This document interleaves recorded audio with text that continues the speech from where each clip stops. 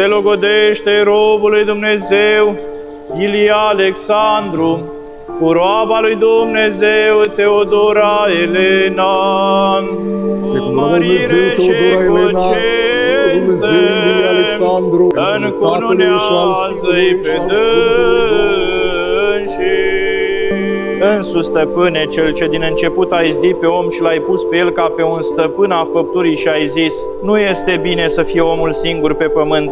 Aceasta se va numi femeie, căci din bărbatul său s-a luat ea. Pentru aceasta va lăsa omul pe tatăl său și pe mama sa, se va uni cu femeia sa și vor fi amândoi un trup, și pe care Dumnezeu i-a unit omul să nu-i despartă.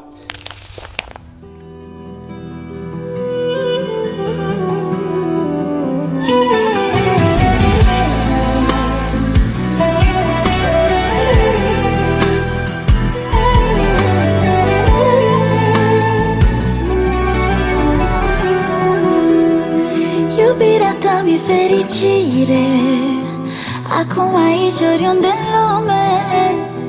Mi-ai luminat cerul cu stele, ca să-mi aleg una din ele. Inima te-ar vorbi și ți-ar povesti cât de mult eu te pot iubi. Soarele n-ar mai fi, tu mi-ai încălzit orice zi și încă o zi. Încă o dată aplauze pentru merii noștri!